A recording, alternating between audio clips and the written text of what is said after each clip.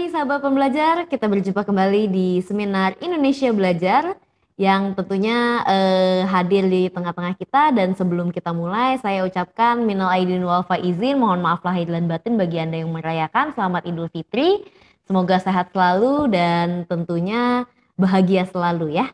Kita berjumpa kembali di seminar kita di Indonesia Belajar yang tentunya Indonesia Belajar adalah sebuah media untuk belajar yang berisi motivasi, inspirasi, dan pengetahuan tentunya dari para narasumber terbaik di Indonesia. Hadir dalam platform mobile aplikasi yang sahabat pembelajar bisa langsung download di Google Play Store maupun di Apple App Store. Dan sahabat pembelajar juga bisa klik di website kita di indonesiabelajar.id ataupun melakukan follow pada Instagram kami. Bagi Anda yang memiliki Instagram di indonesia_belajar.id dan tentunya Instagramnya Pak Halim @halimciang. Dan bagi Anda yang memiliki Facebook, boleh juga untuk melakukan like pada Facebook fanpage kami di indonesiabelajar.id. Dan kami telah membuat juga sebuah grup WA di mana sahabat pembelajar bisa masuk ke dalam grup WA tersebut khususnya untuk Pak Halim. Jadi sahabat pembelajar bisa langsung masuk ke dalam grup WA tersebut dengan memberikan nomor WA sahabat pembelajar di chat room ini. Perkenalkan, nama saya Jessica yang akan memandu seminar online kita pagi hari ini. Tetap semangat.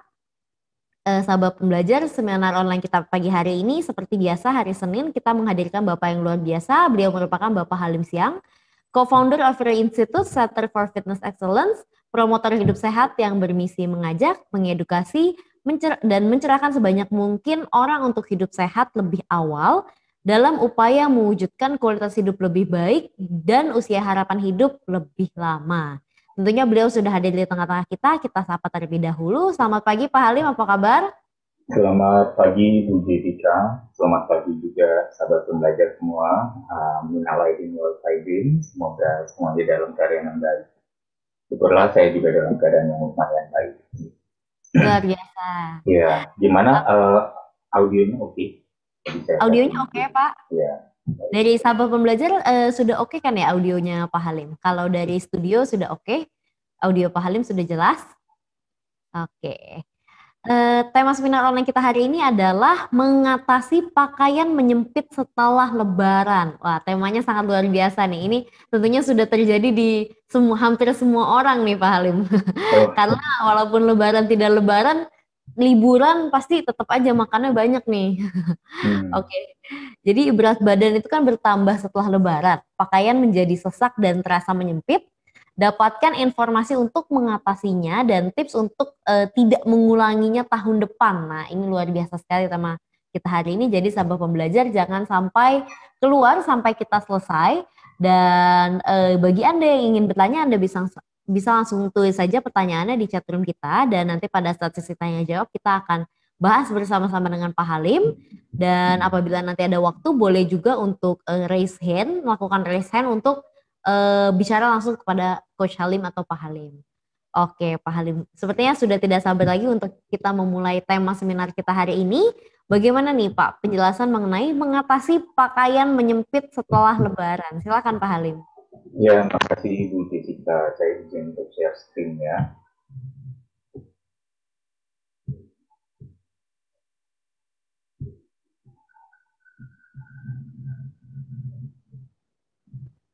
Ya. Ya, sahabat pembelajar Bu Jessica, terima kasih sudah langsung lagi gercep untuk mau seminar lagi. Sebenarnya ini topik yang sangat umum, topik yang saya rasa mungkin cari populernya aja gitu ya. Padahal sebenarnya adalah kembali lagi kita kadang suka banget menggunakan istilah sesudah Lebaran akhirnya nggak olahraga lagi karena selama berpuasa karena takut nggak kuat, jadi olahraganya dihentikan sementara atau dikurangi. Sehingga progres yang sudah didapat 11 bulan selama sebelum berpuasa akhirnya malah menurun, kemudian pas menurun dibarengi dengan liburan atau perayaan, sehingga akhirnya makan bertambah lagi dan akhirnya jadi kayak sia-sia ya, tiap tahun tuh siklusnya begitu-begitu aja. Apa salah di ibadahnya? Ya jelas tidak. Apa salah di liburannya juga bukan tidak. Salahnya di kita mengambil keputusan yang selalu sama, pola keputusan yang selalu sama. Jadi kita berusaha untuk coba memperbaikinya di sini.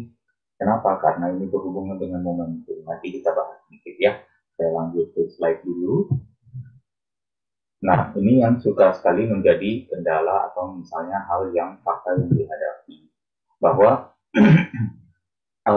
saat berpuasa, kita lihat yang di bagian atas dulu ya. Saat berpuasa, perubahan jadwal makan yang drastis. Kendalanya lambung menjadi sakit, kadang akhirnya menambah lagi, justru di saat berpuasa menambah produk untuk meredam gejala di lambung ya, kemudian gula darah juga naik ya karena sudah berpuasa terus pas makannya berbuka mungkin agak sedikit pelampiasan sampai terlalu kenyang atau bahkan kekenyangan itu diisi oleh makanan-makanan yang pilihannya mungkin kurang bagus yang menaikkan gula darah yang lebih drastis. Kemudian juga bobot lemak juga jadi ikutan naik gitu. Ya mungkin karena biru di bawahnya juga nih, kotak biru tidak terbiasa olahraga atau menghindari atau menghentikan olahraga untuk sementara waktu selama berpuasa. Sehingga metabolismenya turun, kekuatannya dan segala macamnya tidak turun. Ada studi yang memang nanti saya mungkin bisa share, kebetulan saya tidak masukkan ke dalam slide hari ini. Nanti saya bagikan di grup ya, studi tentang bagaimana kekuatan stamina atau metabolisme gampang turun apabila kita tidak lekas kembali berolahraga ya. The training namanya, the training bahasa Inggrisnya itu bahkan bisa terjadi as soon as 7 days. Nah itu nanti akan saya cari artikelnya atau misalnya studi ilmiahnya.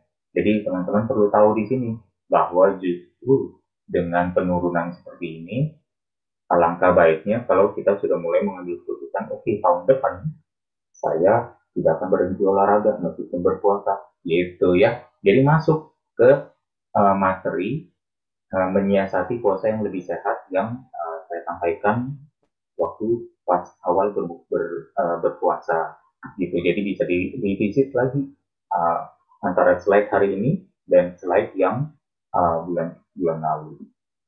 Oke, kemudian ya ini juga ya pelampiasan saat berbuka sama nih pelampiasan saat lebaran semua gejalanya akan menjadi sama karena nanti lambungnya nggak masalah bermasalah kemudian gula darahnya naik kemudian udah mulai nih aduh mesti makan obat lagi mulai makan obat ya kemudian olahraganya karena makan obat olahraganya dibilang wah apalagi sampai ke dokter dia nanti dibilang olahraganya jangan dulu atau olahraganya yang ringan atau olahraganya ditunda dulu kemudian karena ditunda kelamaan akhirnya udah mulai lagi gitu bahkan tapi makan obatnya nyambung terus gitu akhirnya menjadi satu berbeda lagi arah keputusannya begitu arah keputusannya berbeda nanti hasilnya destinasinya destinasi yaitu destiny nasibnya destiny-nya akan berubah juga ya jadi kita coba lihat bagaimana sih perubahannya.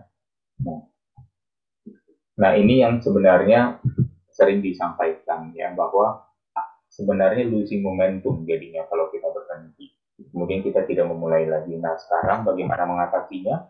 Kita mungkin sedikit memaksakan diri kita lagi untuk kembali ke waktu awal-awal kita berolahraga dulu, waktu kita awal-awal mulai mengatur pola makan.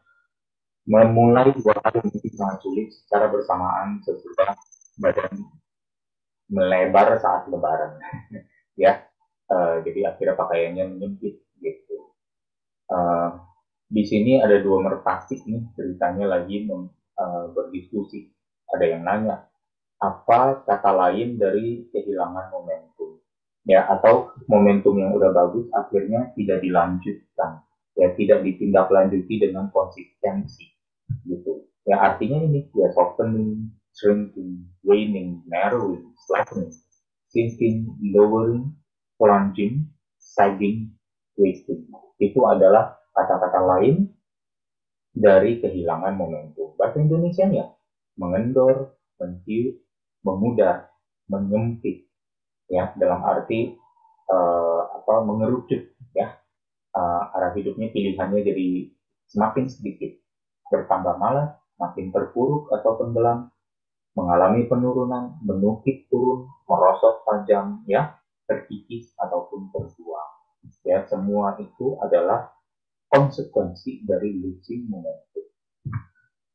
Nah, ini juga yang uh, sering saya tampilkan, tapi saya kemarin buat grafik baru. Ya, ini semacam refreshment yang saya buat sendiri. Ada aksis X dan Y, ya. Saya sampai lupa X-nya mana, Y-nya mana. Kalau tidak salah, X-nya yang lurus, Y-nya yang tegak. Ya, yang tegak ini adalah sebenarnya seperti kekuatan otot, hormon alami tubuh kita, produksinya maksudnya ya, stamina, kekebalan tubuh, kinerja organ, kualitas hidup, ya kira-kira pada uh, aksis Y yang sama. Nah, aksis X-nya adalah umur, usia harapan hidup, dan aktual hidup kita. Ya, nah kita bisa melihat nih, ada 3 garis di sini yang berwarna merah, berwarna hijau, dan berwarna biru. Nah, kita bahas dulu yang berwarna merah. Nah, ini adalah tipikal usia harapan hidup dan mungkin aktual kehidupan dari orang-orang yang yaitu losing momentum itu, ya, yang teman-teman bisa melihat nih. Ini saya coba bawa ya panah saya. Aksis Y ini yang garis panah hitam ke atas bisa teman-teman sikapi sebagai waktu baru lahir, atau bisa teman-teman sikapi sebagai kondisi di saat sesudah lebaran. Ya, sesudah lebaran mau memulai lagi, badan feeling sluggish, berasa gemuk, berasa lembek, berasa lingkar pinggang membesar. Nah, itu adalah titik startnya lagi, ya. Kita bisa melihat ini sebagai garis X, garis Y-nya yang tegak lurus panah hitam ke atas. Nah, kemudian di garis merah ini adalah tipikal kalau orang mengambil keputusan untuk ya udah deh, saya santai aja, ya, memanfaatkan kesehatan yang sudah ada. Nah, kalau di garis kehidupan baru lahir, biasanya seiring dia seseorang mencapai usia remaja sampai umur 20-an tahun, mungkin masih di puncak kehidupan. Tapi dia ini mungkin gak olahraga nih. Nah, jadi level kesehatannya agak naik, bagus ya. Ternyata lama-lama ini makin turun karena tidak tindak lanjuti. sudah lulus kuliah. Waktu kuliah nih udah mulai ngedrop nih. Ngedrop karena apa? Yaitu banyak bergadang, makan gak teratur, yang penting cepat, mie instan aja, kemudian main bola, main futsalnya lama, kemudian setelah pulang capek, dipaksa untuk bikin tugas kuliah, ya, sampai apa namanya, bergadang, tidur tidak teratur, kemudian dibarengi dengan misalnya nanti lanjut fase kehidupannya lagi nih.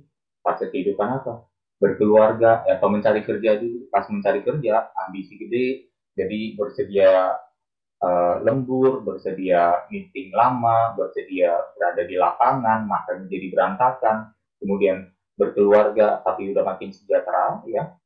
Berkeluarga, begitu berkeluarga, pola tidur terganggu karena anaknya uh, harus memiliki jam tidur yang berbeda, jam bangun yang berbeda, harus diberi susu setiap berapa jam, ya. Kemudian tapi mau menikmati hidup juga karena uang sudah semakin banyak, makin sejahtera, ya, jabatan di kantor meningkat, makan makin banyak, ya, kemudian akhirnya jadi seperti ini, ya, garis merah itu. Atau kita mau memilih bergaris hijau. Nah, garis hijau ini bahkan bisa meningkat, ya, lebih tinggi, ditarik lagi sampai usia yang lebih lanjut, masih menikmati level kesehatan yang sangat optimal. Dan di saat mulai mengalami penurunan, ceritanya kalau pria adalah andropause, bagi wanita adalah menopause, itu mengalami penurunan, tapi penurunannya tidak signifikan, lebih kecil, bahkan lebih bisa ditahan, atau bahkan garisnya bisa lebih bagus lagi daripada garis hijau ini. Tentunya dengan usia harapan hidup yang lebih baik. Gitu. Nah, lalu yang biru ini apa? Nah, biru ini tapi katanya hidupnya bisa lebih panjang nih. Gitu. Tapi kenapa kualitas kesehatannya turun? Apa kira-kira tebakannya nih, Bu Jessica? Gitu. Atau teman-teman sahabat pembelajar, kira-kira garis biru ini merepresent, mewakili apa? Mewakili mereka yang sudah di usia agak lanjut ini katakan di sini nih umurnya 30-an, mungkin udah 40-an, ya. akhirnya dibilang divonis untuk mengatakan, oh iya kamu sudah berpenyakit ini, darah kental, kolesterol, lemak darah yang gede, ya, darah tinggi, faktor usia dan lain sebagainya, kemudian sudah mulai makan, sudah mulai mengadopsi medikasi yang ternyata adalah banyak kandungan-kandungan yang mungkin untuk mengatasi gejala, tetapi ternyata memiliki kontraindikasi, sehingga akhirnya kualitas kesehatannya tidak disadari menurun. Dengan teknologi yang canggih, ya teknologi life support yang lebih canggih, ya life sustenance yang lebih canggih tapi mahal, akhirnya orang bisa menikmati umur yang mungkin lebih panjang, tapi dengan kualitas hidup yang lebih pendek. Dan di saat ini justru nanti tingkat bokehnya lebih besar lagi. Maksudnya apa? Yaitu karena ada biaya medikasi yang harus ditaati, ya, atau harus dilunaskan. Nah inilah kira-kira tiga destinasi hidup, gitu ya. Makanya destinasi ada kata destiny di dalam. Destiny artinya apa? Nanti, ya. Orang bilang takdir, takdir itu berarti destiny itu adalah, nah, kalau bagi teman-teman yang suka ikut atau mengikuti misalnya salah satu motivator terkenal dunia namanya Anthony Robbins, dia suka mengadakan seminar Date with Destiny, ya, kencan dengan nasib, maksudnya seperti itu, ya, maksudnya berjanji dengan nasib, membentuk nasib yang lebih baik, ya. Berjanji dengan nasib bagaimana caranya? Dimulai dari hari ini, memulai memupuk kebiasaan yang lebih baik, destiny-nya, nasibnya, destinasinya akan lebih baik juga. Nah, ini ada di pilihan kita. Nah, kita hati-hati nih, jangan menyalahkan momentum, kondisi, keadaan habis liburan lebaran dan habis puasa, di mana saya mengalami beragam masalah kesehatan, perut kembung dan lain sebagainya, ya, sebagai alasan untuk sliding down. Jangan udah sementara teman-teman ini mungkin selama ini sudah dihijau di salah satu lebaran dalam kehidupannya, di dalam satu lebaran ini malah tertransisi ke merah. Itu yang kita perlu hati-hati. Makanya tidak ada kata berhenti untuk olahraga. Tidak ada kata berhenti untuk mengatur pola makan, istirahat teratur. Tidak ada kata berhenti untuk terus memulai atau menjalankan kebiasaan hidup ini. Jadi solusinya gimana? Solusinya ini, ya, berikan prioritas pada kebiasaan hidup sehat. Jadwal lain baru menyusul. Ya, terkadang ini juga bisa saya berikan, misalnya tips ini juga berlaku kepada mereka yang ingin memulai, ya, either memulai lagi atau ingin memulai. Yang pertama adalah tentukan waktu yang tidak bisa ditawar untuk berolahraga, ya. Kita sering banget bilang, saya kerja, waktu saya tidak menentu. Iya, tidak menentu di kerja, sehingga akhirnya membuat semua aspek kehidupan lain, makan, berolahraga, juga tidak menentu gara-gara kerja yang tidak menentu. Padahal kalau mau dibilang, kerja dapatnya apa? Dapat uang. Terus olahraga dapatnya apa? Sehat. Mengatur makan dapatnya apa? Sehat. Nah, perlu sehat nggak untuk mengejar uang? Untuk mendapatkan uang? Perlu. Nah, berarti jadi salah prioritas dong kalau kita keliru prioritasnya, maksudnya, ya. Kalau kita mendahulukan kerja, menguras saldo kesehatan kita, sementara sebenarnya sehat kita harus kita kedepankan. Katanya paling penting, katanya penting banget, tapi kalah penting sama kerja, kalah penting sama uang. Nanti kalau udah punya uang nggak punya kesehatan bagaimana? Gitu. Nah itu yang saya nggak akan pernah berhenti untuk ingatkan kepada teman-teman. Saya juga bukan orang paling sehat. Saya hanya berusaha untuk menjadi lebih sehat. Tapi minimal dalam menjalankan hidup ini, ya saya perlu bermanfaat di satu hal. Ya semoga saya bermanfaatnya di hal ini, gitu ya. Jadi bukan saya sombong yang paling sehat, saya hanya berusaha untuk menjalankan apa yang saya sampaikan dan sambil berusaha untuk menjadi lebih sehat sehingga orang lain lebih sehat gitu ya. Olahraga waktunya sedikit sekali ya, paling 3 kali seminggu, dimulai 15 menit dulu. 3 kali seminggu 15 menit, total 45 menit. Seminggu ada 168 jam, 24 jam dikali 7 sama dengan 168. Nah, dari 168 jam itu hanya minta 45 menit. Itu pun nggak sekaligus, dicicil 3 kali, 15, 15, 15. Masa nggak ada waktu? Gitu. Tapi kita punya waktu nggak, misalnya ngejawab sosial media, going online, dan sebagainya berapa jam per hari. Itu kita bisa lakukan. Meluangkan 15 menit, itu pun setiap 2 hari ya, bukan setiap hari. Padahal setiap hari pun bagus bisa 15 menit seperti itu untuk olahraga. Ayo coba ya, kita level up, kita raise standar kita, bukan hanya ekspektasi atau standar yang ditingkatkan, tapi raise juga level of aplikasinya, raise your level of self application. Nah, di sini berprogres ya, tidak perlu mencari kesempurnaan ya. Dalam hal ini misalnya apa nih solusinya? Mulai dengan 3 sesi per minggu, 15 menit per sesi, seperti yang tadi saya sampaikan ya. Kemudian bisa nggak nanti ditingkatkan? Bisa. 3 sesi jadi 20 menit. Kemudian 3 sesi dulu menjadi 30 menit. Lama-lama akhirnya menjadi 4 sesi 30 menit ya. Bahkan ada yang mau nambah terus sampai 6 sesi, masing-masing 60 menit, masih bagus. Tidak masalah ya. Tapi minimal untuk kembali lagi, kita bisa pick up where we left off. Bagi orang teman-teman, sahabat pembelajar yang uh, sebelum berpuasa sudah berolahraga, ya tinggal balik lagi. Tapi mungkin level intensitasnya sedikit lebih rendah karena sudah ditinggalkan olahraganya sebulan gitu.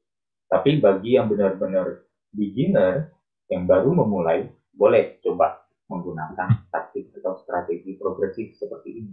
Ya. Nah, ini contoh program latihan nih. Kalau teman-teman mau tahu kira-kira latihannya apa aja sih? Saya kan nggak ada alat, gym atau fitness center juga jauh. Belum lagi saya nggak punya budget buat bayar fitness center. Nanti di fitness center saya diketawain dan lain sebagainya. Nah, jadi ini contoh programnya. Hari pertama, push up. Ya, push up-nya berapa set? 5 set aja. 10 pengulangan, istirahat 1 menit. Ya, istirahat dilakukan berulang-ulang push up itu. Kemudian setelah itu istirahat 3-5 menit, lakukan plank. Ya. Nah, nanti teman-teman bisa cari tahu kira-kira di Google nih, push up bentuknya kayak apa sih? Gitu ya, wall sit itu seperti apa? Lying leg raises seperti apa? Ya, ini terminologi yang sangat universal ya, dan teman-teman bisa mencarinya, sahabat pembelajar bisa mencarinya di Google ya, atau di internet. Nanti di beberapa seminar ke depan mungkin saya bisa tambahkan lagi dengan informasi grafik yang lebih bagus ya. Tapi minimal teman-teman bisa lakukan ini. Nah, mungkin sedikit yang lebih unik adalah hip lift dan heel pull ini. Ini maksudnya apa? Hip lift dan heel pull maksudnya adalah melakukan gerakan seperti hip thrust, seperti mau sit up, kaki menepuk lutut, ya, dan kita berbaring dengan kaki ditekuk. Kemudian kita angkat pinggul kita, ya. Jadi yang bertemu dengan lantai hanya telapak kaki dan pundak atau punggung bagian atas. Pundak dan punggung bagian atas dan telapak kaki. Sisanya terangkat, ya, dari tungkai, kemudian paha, bahkan dari lutut sampai ke punggung atas itu membentuk satu garis. Tidak ada patahan di pinggul karena pinggulnya terangkat dari lantai. Setelah diangkat seperti itu, ditahan, kemudian secara perlahan-lahan heel kita atau tumit kita atau telapak kaki kita gesek ke selatan. Kita gesek sampai badan kita seolah-olah dari tumit, telapak kaki, dan punggung atas ini akan ketemu di tengah-tengah. Nah, rasakan otot apa yang sedang mengencang di sana. Ototnya saya bisa kasih tahu sekarang adalah otot paha belakang dan pinggul. Nah, jadi kedua otot itu bisa dilatih juga dengan teknik sederhana seperti ini. Ya, nanti kalau bagi ini yang ingin lebih tahu lagi, saya bisa berikan informasinya di grup WA ya. Jadi bagi yang baru dan ingin baru pertama kali mengikuti seminar online ini dan ingin masuk ke dalam grup, silakan ditinggalkan nomor HP-nya, nanti kita bahas lebih lanjut untuk program latihan ini. Nah, untuk latihan beban yang lebih efektif, nah untuk melakukan gerakan-gerakan di atas itu bagusnya seperti apa? Halus, tidak menghentak, ya. Tekanan selalu pada otot, tidak meregang terlalu jauh sampai tendon terulur, tidak mengunci sendi sampai tekanan beban berpindah ke sendi. Jadi cari di tengah-tengah. Ibarat kalau teman-teman tahu push up itu seperti apa, misalnya push up itu adalah kalau menempel, tubuh menempel mendarat total di lantai itu adalah 0 dan lengan full lurus sampai terkunci itu adalah 100. Antara 0 sampai 100 kita berpush up. Cukup lakukan antara 40 sampai 90. Nah, 40 sampai 90-nya aja udah bagus. Diulang-ulang di sana dan dilakukan secara halus, tidak menghentak. Gerakannya lambat dan seimbang antara kanan dan kiri. Dan juga didikte oleh irama nafas. Jangan sampai tidak bernafas, justru perlu bernafas. Tujuannya adalah supaya apa? Lihat nih. Ya, ini otot kita dari luar terlihat kalau kita secara mikroskopik lihat ke dalam, ya kita belah nih ceritanya ototnya adalah seperti ini, serabut-serabut. Nah, ini adalah individual serabutnya nih. Ini adalah bandelnya, ya ceritanya kumpulan otot, kumpulan serabut, ini adalah serabutnya. Di dalam serabutnya itu, kalau di zoom lagi, ini nih bagian kecilnya, nah diperbesar nih jadi seperti ini, jadi partikel. Partikel diperbesar lagi, jadi seperti ini. Nah, ini bahkan dibilang muscle fibernya ada di sini, bukan di atas ini. Ya, di dalamnya ada ini filamen myofibril. Kemudian di sinilah ternyata actin myosin itu saling bergesekan saat terjadi kontraksi. Itu teorinya, sliding filament theory. Ya, jadi menyadari bahwa dengan kita mengaktifkan gerakan otot kita, ternyata banyak sekali manfaat kesehatan yang bisa kita dapatkan. Berolahraga seperti ini gratis, bisa sambil nonton, ya tidak harus pakai sepatu, ya seadanya langsung. Yang diperlukan hanya momen mengambil keputusan itu. Yes, saya mau langsung melakukannya sekarang juga. Do your push up now, dan terjadilah sesederhana, ya. Kemudian berikan prioritas juga ya pada jadwal makan yang tidak bisa ditawar. Contohnya seperti apa? Ini ya, lakukan intermittent fasting. Kan kemarin baru berpuasa. Jadi bisa nih sekarang coba melakukan puasa. Hanya mungkin jamnya digeser dan boleh minum air. Nah, bagi yang sudah pernah berpuasa di bulan puasa 14 jam tidak minum, wah kalau puasa 14 jam dengan minum jadi lebih gampang dong. Apalagi 14 jamnya ambil jam tidur juga, melibatkan jam tidur yang 7, 8, 6, 7, 8 jam. Wah, jadi lebih gampang dong. Ya jelas, kenapa nggak bisa? Padahal manfaatnya banyak sekali. Manfaatnya besar ya. Bahkan di sini manfaatnya adalah autofagi. Autofagi adalah self-eating. Yang auto adalah self, fagi adalah eating. Self-eating, tapi bukan mengkanibalize barang-barang atau hal-hal yang baik dalam tubuh kita. Yang dikanibalize adalah zat-zat atau barang-barang atau hal-hal yang buruk di dalam tubuh kita yang tidak berguna didaur ulang, ya. Nah, itu bahkan riset ini yang menemukan tentang fakta akan autofagi memenangkan hadiah Nobel untuk fisiologi dan medicine tahun 2016, ya. Lakukan intermittent fasting, coba dulu mulai 12 jam puasa, 12 jam berbuka. Dibilang, terlalu gampang, saya mau langsung lanjut karena saya kemarin udah lulus berpuasa 14 jam tanpa makan. So, tingkatkan jadi 14 jam puasa, 10 jam berbuka. Ya. Kemudian, melibatkan di dalam 14 jamnya itu adalah ada setengahnya nih 7 jam jam tidur. Wah, enak banget, tinggal tambah 7 jam sebelum tidur, yaitu 3 jam sebelum tidur dan 4 jam sesudah tidur. Jadi deh ya 14 jam, gampang banget. Nah, kemudian 10 jamnya berbuka. Nanti saya kasih tahu 10 jam berbuka itu makannya apa aja ya. Kemudian tingkatkan lagi sampai rutin 16 jam puasa, 8 jam berbuka. Bisa dilakukan 2 hari per minggu kalau mau, kalau belum terbiasa. Tapi yang berasa, oh, kalau 14 jam, 10 jam, udah bisa dilakukan sebulan penuh, saya tanpa minum, saya 14 jam 10, saya lakukan dengan minum, saya bisa setiap hari. Ya udah dilakukan, ditambah pelan-pelan sampai 7 hari per minggu sesuai kemampuan. Ya, ini adalah yang namanya apa? Progression, not perfection. Ya, tidak perlu berikan waktu. Kalau mau berikan 1 bulan, boleh. Mau 1 minggu coba dulu, gak apa-apa. Mau 3 hari dulu juga gak apa-apa. Dilakukan sesuai kenyamanan masing-masing. What you need to develop adalah mendapatkan hasilnya untuk mungkin belajar menyukai proses. Ya, saya sadar bahwa proses adaptasi adalah proses yang tidak nyaman. Dalam ketidaknyamanan, tidak banyak yang suka. Jadi, untuk belajar menyukainya, mau tidak mau harus sedikit bersabar, gak suka dulu, sabar ditahan gak sukanya, sampai dapat hasilnya dan merasa, ya loh, hasilnya mantap banget.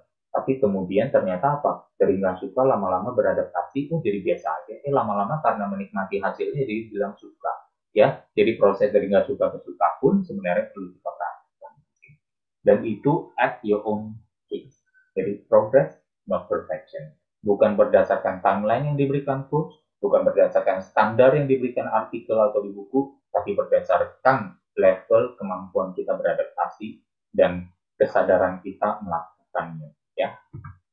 Nah, sumber penyajiannya 10 jamnya ngapain aja? 8 jam berbukanya ngapain aja? Nah, di sini dahulukan dan perbanyak makanan alami, sayur dan lauk, divariasi, dikombinasi dan dirotasi. Ya, cara masaknya apa? Pilih yang lebih banyak dikukus, direbus, dipepes, ditumis ataupun dipanggang, di roast. Ya, roast chicken misalnya itu bagus banget. Ada roast beef juga boleh ya. Kurangi yang goreng dan bakar ya. Kalau roast itu atau panggang itu di oven, bakar itu di grill, berarti di bawah api ya, baik itu dengan bara ataupun dengan uh, apa namanya bebatu apa kayu-kayu arang ya. Kemudian kurangi atau hentikan asupan apa nih? Nah, ini minyak goreng, tepung putih dan produk turunannya, lemak trans ya, gula pasir dan produk turunannya, dan makanan proses misalnya. Kalau bisa semakin dikurangi akan lebih bagus lagi. Karena tadi saya bilang dahulukan makanan alami, dahulukan makan sayur dan lauk, atau bahkan bahasa lainnya adalah kenyangkan dengan sayur dan lauk, dan nasinya belakangan, berarti bagaimana untuk bisa makan sayur dan lauk tanpa pakai nasi. Kurangi rasa asin dan gurihnya. Ya, bukan pantang garam, bukan pantang MSG, tapi dikurangi rasa asin dan gurihnya. Karena kecenderungan kita selama ini terlalu berlebih. Cukup dikurangi aja udah sehat. Ya, itu tidak harus dipantang. Nah, yang ketiga adalah tentukan jadwal tidur dan bangun yang tidak bisa ditawar, atau kualitas dan kuantitas tidur. Tentukan jumlah nih tahapannya nih ya, saya juga sampai sekarang berusaha menjalankan dan so far juga cukup berhasil ya. Tentukan jumlah atau kuantitas tidur yang cukup, ini misalnya 7 jam ya. Kemudian tentukan jam bangun misalnya karena tugas dan peran kita sebagai karyawan dan lain sebagainya ya, misalnya mau bangun jam 5. Nah, berarti apa? Kita sudah menentukan jam tidur, kita totalnya mau 7 jam, terus kita perlu bangun jam 5, kita tarik mundur saja untuk mendapatkan waktu mulai tidurnya. Ya, tarik mundur jumlah jam tidur dari jam 5, tarik mundur sampai 7, setelah menghitung 7 tarik mundur, ternyata dapatnya adalah jam 10 malam. Gitu ya. Minimal sebelum jam 10 sampai jam 12 mungkin masih golek belum bisa tidur, sudah merem tapi otak masih jalan terus, minimal sudah badan dalam postur, dalam fisiologi beristirahat. Ya, itu sudah lebih bagus. Ya, Kalau untuk kualitas tidurnya, ya baiknya gelap dan senyap, matikan perangkat elektronik, ya, dan juga pastikan ventilasinya juga bersih. Atau bahkan kalau misalnya masih beradaptasi, susah tidur nih, saya 2 jam pertama bolak-balik terus, gak apa-apa. Dipaksakan bolak-balik terus setiap hari lama-lama waktu bolak-baliknya makin berkurang. Ya, mungkin bisa diakhiri harinya dengan syukur, ya, mengucap syukur, berdoa dan lain sebagainya, ya, lemaskan tubuh, bisa juga dengan meditasi, bermeditasi sampai ketiduran juga nggak apa-apa, ya, jadi kira-kira hal seperti itu. Kemudian apalagi yang terakhir yaitu kurangi atau buang atau hentikan, singkirkan, ya, 2 sampai 3 kebiasaan yang tidak sehat setiap minggunya. Minggu depan tambah lagi kebiasaan yang kurang sehatnya, tapi pada saat yang sama apa yang sudah berhasil dibuang minggu lalu jangan ditambah masuk, ya, terus sehingga akhirnya ditambah-tambah, lanjutkan dan tambahkan. Contohnya seperti ini, ya, first things first nih, medikasi, alkohol, bahkan mungkin ada yang bernarkoba, ya, coba pelan-pelannya dihentikan, dijauhi, atau bahkan di eliminasi sama sekali. Bahkan juga kebiasaan berpikir pikiran yang melemahkan hati, yang membuat suasana hati menjadi buruk, itu pelan-pelan kita singkirkan, kita kurangi frekuensi dan jumlahnya dan durasinya, ya, dan akhirnya kita mendapatkan yang namanya better life, gitu ya.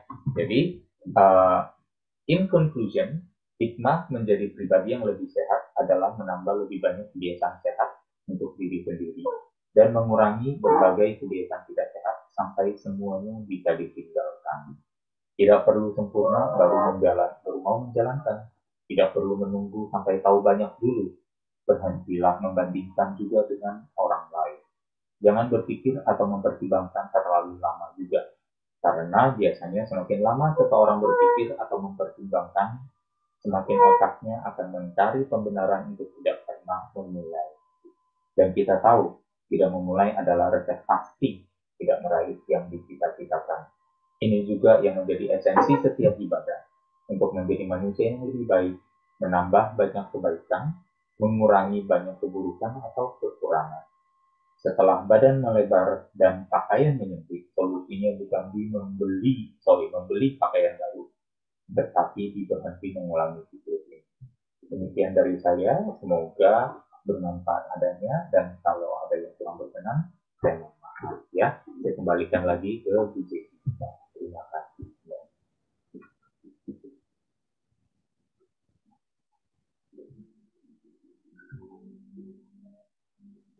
Luar biasa sekali, terima kasih Coach Halim atau Pak Halim. Jadi ini banyak banget tipsnya ya buat kita sahabat pembelajar untuk tidak mengulanginya lagi tahun depan, dan juga untuk melakukan hidup sehat lagi nih setelah Lebaran. Oke, Pak Halim dan sahabat pembelajar, boleh yang bagi ingin bertanya boleh langsung tulis saja di chat room-nya. Ini sudah ada satu pertanyaan dari Bapak Ardian Dio, saya akan bacakan. Selamat pagi Pak Halim, terima kasih atas pembelajarannya. Saya ingin bertanya, kuantitas tidur yang cukup dimisalkan selama 7 jam. Apakah kuantitas tersebut termasuk tidur siang? Dan jika belum, sebaiknya tidur siang itu dilakukan berapa lama ya Pak? Ya, kalau tidur siang memang syukurlah mungkin akhir-akhir ini jadi lebih mudah didapat, ya, karena banyak work from home.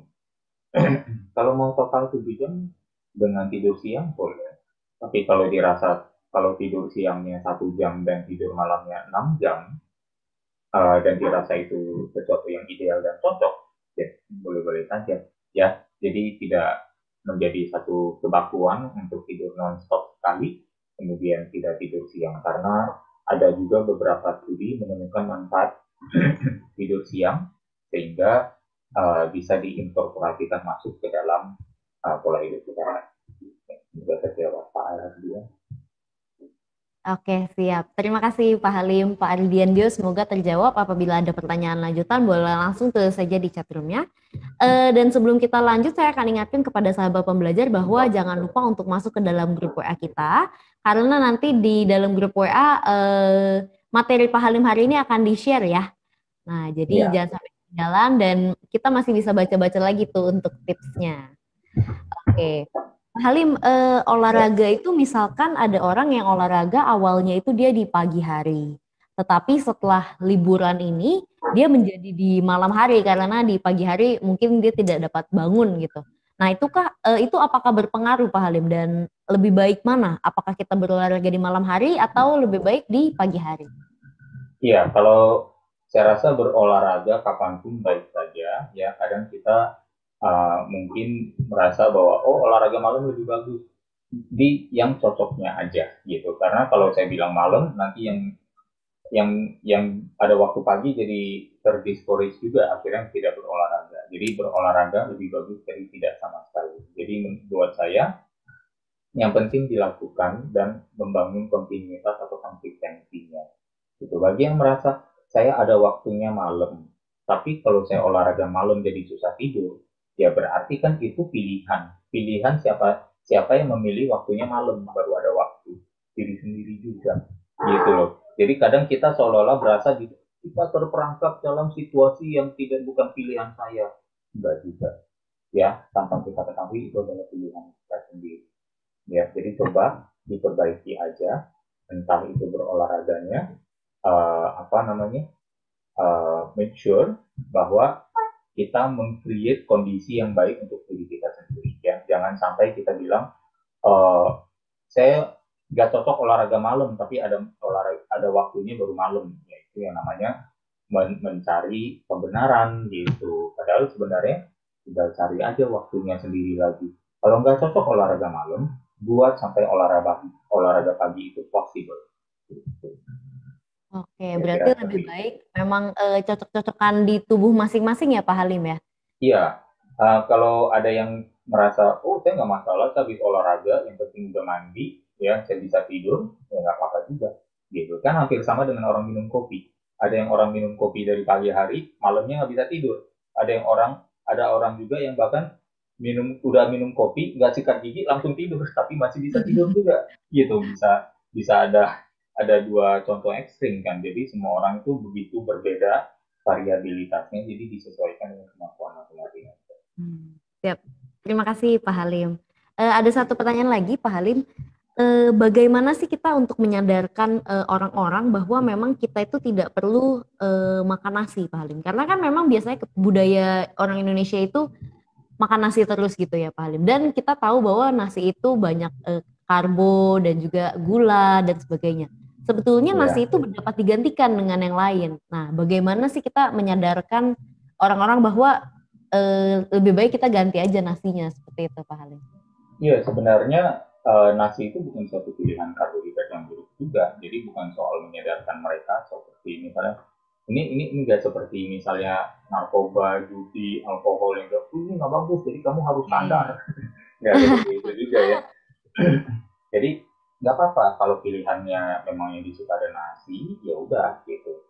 Tapi ya memang yang disadarkan adalah tentang kebutuhan kita ada di berapa dan kita cocokkan asupan dan kebutuhan, jangan sampai berlebih gitu. Jadi dan apa jenisnya kalau bisa lebih bagus gitu. Kalau memang nasi dirasa cocok ya udah. Kalau ditanya kalau ternyata orangnya memang berawal dari makan nasi segunung gitu ya, ya udah berarti kan yang perlu adalah dikurangi dulu, bukan langsung ganti jenisnya gitu. Terkadang orang tidak mau ganti juga mungkin nggak enak untuk bilang saya nggak punya budget untuk beli, bahkan ubi aja kalau dihitung-hitung bisa lebih mahal daripada beli beras gitu kan. Jadi akhirnya tapi dia akan menutup itu, nggak akan bilang saya nggak mampu untuk beli ubi, tapi dia akan bilang ya udah saya stick dengan nasi aja gitu. Terus maunya gimana dong? Jadi ya lebih bagus adalah kesadaran untuk mengerti nasi itu jenisnya seperti apa, ya kan? Ada beberapa jenis, pilih yang misalnya dari indeks glisemik ya, indeks glisemik yang tinggi atau yang rendah, pilih varian yang lebih rendah gitu. Harganya juga yang lebih terjangkau, tapi kalau varian rendah kurang disuka, misalnya varian indeks glisemik rendah kurang disuka, seperti misalnya beras merah dan lain sebagainya, mungkin ada beberapa teknik khusus, misalnya beras merahnya direndam dulu semalaman, kemudian dimasak dengan sedikit lebih banyak air atau lebih lama, kemudian juga uh, diberikan satu dua daun salam ya, atau bahkan mungkin daun pandan untuk membuat uh, nasi merahnya menjadi lebih wangi ya. Jadi ada berbagai cara untuk membuat pola makan kita juga menjadi lebih baik ya. Tentunya pertama umumnya kita kecenderungan adalah berlebih. Kadang di karbohidrat, kadang nasinya yang menggunung. Kalau makan nasi yang menggunung karena sup gulainya begitu asin, begitu gurih sampai harus menambah nasi untuk menetralisirnya. Mendapatkan rasa kenyang karena rasa asin sudah demikian menyerang lidah, akhirnya kita bilang, enaknya nih kalau dipakai minum yang manis dan dingin. Minum lagi akhirnya tambah gula pasir di situ. Jadi the whole effect the whole picture, the big picture seperti itu akan lebih bagus untuk kita analisa dan kita akui faktanya mana yang kurang bagus daripada kita sekedar bilang saya mau menyadarkan dia untuk jangan makan nasi gitu. Jadi dia agak mengerucut nih, kita coba besarkan, look at the big picture and analyze satu persatu secara seperti itu. Siap, terima kasih Pak Halim, luar biasa sekali. Ada pertanyaan lagi Pak Halim. Misalkan kita tadi kan sudah mengikuti tipsnya Pak Halim, tapi ternyata hanya satu metode saja, satu metode latihan yang dapat dilakukan. Apakah itu tetap menjadi tubuh kita menjadi lebih bugar atau bagaimana Pak Halim? Maksudnya satu metode latihan seperti apa nih? Misalnya tadi ada tipsnya Pak Halim, ada beberapa kan, ada sit up, ada apa gitu ya Pak. Nah, tapi ternyata setelah dilakukan, orang ini hanya dapat melakukan satu saja. Dan setiap harinya satu. Nah, menurut Pak Halim, itu tetap menjadi membugarkan tubuh si olahraga itu atau tidak Pak Halim? Atau lebih baik ya dipaksakan saja seperti itu? Ya ini sesuatu yang unik ya, saya bingung juga dengan pertanyaannya karena kesannya jadi tawar-menawar, saya maunya melakukan satu hal aja gitu. Ya, sorry itu saya ya, misalnya kesannya jadi seperti itu gitu. Tapi apakah seperti itu? Kenyataannya saya nggak tahu karena balik lagi ada yang mungkin cedera dan untuk sementara waktu tidak bisa atau belum berani melakukan gerakan-gerakan tertentu. Nah, jadi memang mau tidak mau harus masuk ke dalam zona yang uncomfortable itu, zona of mungkin yang perceived high risk, ya persepsi risikonya lebih tinggi gitu. Tapi mau tidak mau mungkin lebih baik dilakukan karena kita memiliki 600 otot di dalam tubuh kita, otot rangka, dan kita nggak perlu bilang muluk-muluk saya ingin melatih semua 600-nya gitu. Tapi muscle group yang ada yang dominan dan major yang tadi saya cerita, yang olahraganya saya urai di salah satu slide itu represent hampir semua muscle group yang ada di badan. Jadi idenya adalah untuk melatih seluruh tubuh kita dengan peralatan sederhana, gerakan sederhana, dan murah meriah ya, dan bisa efektif gitu. Jadi bukan tentang karena ada banyak hal orang bilang saya mau melakukan satu olahraga aja, mungkin karena itu yang dia sukai, yang lain dia nggak suka, atau mungkin memang itu otot yang dia rasa dia ingin tampilkan. Misalnya push up, favoritnya push up, kenapa? Karena push up lengan, bahu, dan dada saya jadi bidang, jadi bagus, jadi saya maunya itu aja, saya nggak peduli kaki saya kecil, saya nggak peduli punggung saya nggak ada ototnya, atau ototnya tidak terkembang sebalance dengan otot push up misalnya. Jadi ada banyak hal yang membuat orang mungkin ingin ceritanya nawar gitu ya, atau misalnya memilih untuk mau satu gerakan daripada gerakan yang lain. Tapi it's not about that gitu loh. Ini kembali lagi tentang kebutuhan. Ibarat saya maunya bersih-bersih badan, tapi di badan aja, di daerah ketiak aja, tapi saya nggak mau di badan saya atau di rambut saya dibersihkan. Ya bisa juga ya, gitu agak jadi lucu kalau kita mengaplikasikan pernyataan atau pertanyaan tersebut ke dalam eh, aspek yang lebih kurang paralel tapi di kehidupan di kebiasaan hidup yang lain gitu. Misalnya saya mau makannya nih cuma brokoli sama ayam rebus, tapi saya nggak mau makan ikan, saya nggak mau makan tempe, bisa nggak? Akhirnya jawabannya kita tahu sendiri, itu bukan satu hal yang bisa. Siap, terima kasih luar biasa sekali Pak Halim. Ini ada satu pertanyaan private ke saya Pak Halim. Ya, Bagaimana kalau berolahraga pada saat sakit atau saat perut kosong? ya, kalau perut kosong tidak masalah untuk berolahraga. Ya, saya bahkan sudah mulai menjalankan intermittent fasting sudah 1,5 tahun, bahkan sedikit lebih dari 1,5 tahun. Dan banyak dari waktu-waktu itu saya olahraga sebelum berbuka. Justru dan saya melakukannya 16 jam rata-rata. Berarti saya udah berpuasa 14 jam, 15 jam, saya baru berolahraga. Dan itu perutnya kosong banget kan, tapi dan masih Hmm, bisa gitu. Tapi balik lagi tergantung tenaga masing-masing. Saya bukan bilang harus, tapi saya bilang itu mungkin bisa terjadi dan baik adanya. Yang tadi pertanyaan kedua adalah tentang sakit pada saat ya, sakit. ya tergantung sakitnya apa dulu ya. Kalau sakit fokusnya adalah untuk sembuh. Tergantung sakitnya apa dalam arti level parahnya seperti apa. Kalau dibilang sakitnya diabetes, olahraga harus. Tapi kalau dibilang sakitnya dalam arti saya harus bed rest karena saya kena tipes, saya udah 1-2 minggu ini mungkin food poisoning, makan yang nggak bener, akhirnya kebanyakan bakteri microbiome di dalam tubuh saya jelek sehingga saya harus bed rest, kembalikan dulu apa hidrasi air dan nutrisi baru bisa akhirnya bergerak karena badan saya rasanya nggak enak. Ya mungkin ya bagusnya tidak berolahraga gitu. Jadi sakitnya seperti apa? Tapi kalau misalnya saya sakit jantung, saya sakitnya uh, pre-diabetes, saya sakit tekanan darah tinggi, jawabannya yaitu olahraga. Gitu. Jadi sakitnya apa dulu? Siap. Baik, terima kasih Pak Halim. Semoga pertanyaan-pertanyaan sudah terjawab dengan baik. Bagi Anda yang masih ingin bertanya, nanti boleh masuk aja ke dalam WA grup kita, nanti boleh nanya di sana Ya, juga, dan materi hari ini langsung juga akan di-share juga di dalam grup tersebut.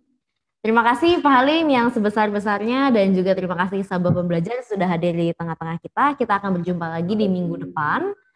Terima kasih Pak Halim. Bagi sahabat pembelajar boleh buka mic-nya, boleh kita sampaikan terima kasih kepada Pak Halim. Kita jumpa di minggu depan. Terima kasih, salam sehat selalu. Terima kasih Pak. makasih Bu Thank you, Jessica, Coach makasih Fadli. sahabat pembelajar, makasih tim Indonesia Belajar. Sampai ketemu minggu depan ya. Minggu depan Terima ada kasih. topik yang menarik.